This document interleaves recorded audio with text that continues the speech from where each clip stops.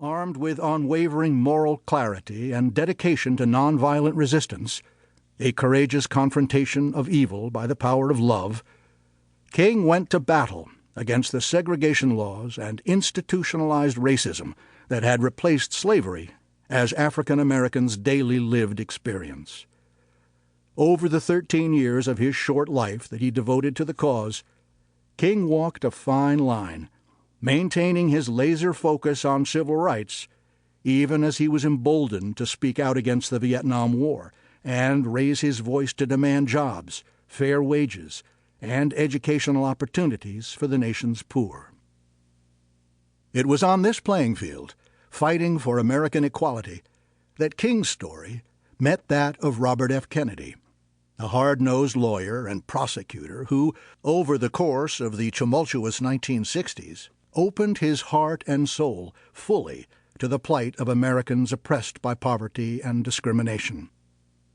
Just 4 years older than King, Bobby Kennedy came from one of America's wealthiest families and had enjoyed the ultimate insider experience, helping his older brother rise to the Senate, serving as a Senate counsel, then managing his brother's winning campaign for the White House. Appointed Attorney General in the new administration, he underwent a rapid education in the realities of segregated America, quickly turning his deeply held sense of moral justice to the fight for equality. Despite their sometimes tense relationship, King himself sensed Bobby's potential as an ally, telling confidants soon after the Kennedys entered office, "Somewhere in this man sits good. Our task is to find his moral center and win him to our cause."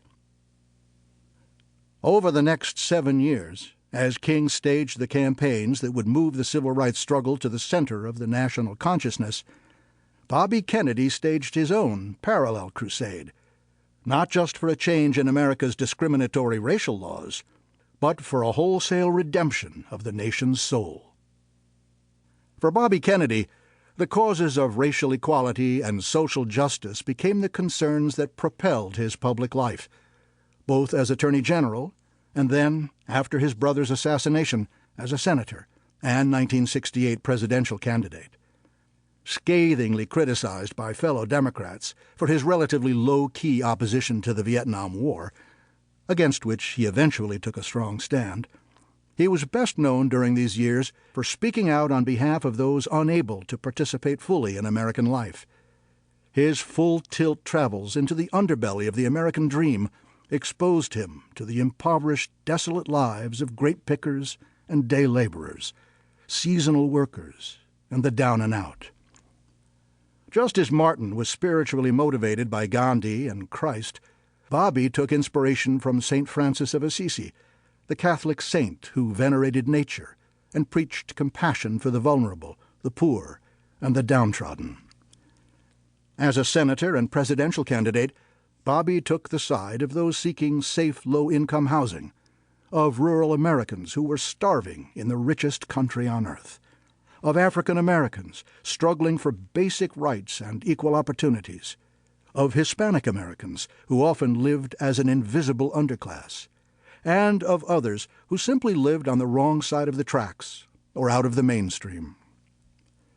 Both Bobby and Dr. King, each from his own direction, were completely dedicated to smashing Jim Crow, showing a strength of purpose that made them the most relentless civil rights leaders of the Freedom Decade.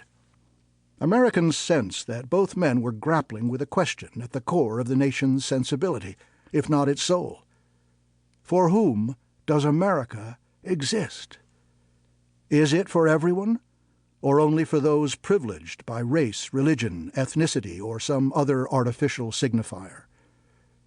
That the cause of equality has progressed in the half-century since their deaths would no doubt please Dr. King and Senator Kennedy. But at the same time, neither would be surprised that race and equality remain uniquely divisive issues in 21st century America, nor that rising income inequality has created a yawning chasm between the haves and have-nots. Coming to prominence at a time of rapid transformation in the media landscape, King and Kennedy were adept at exploiting both word and image. King was one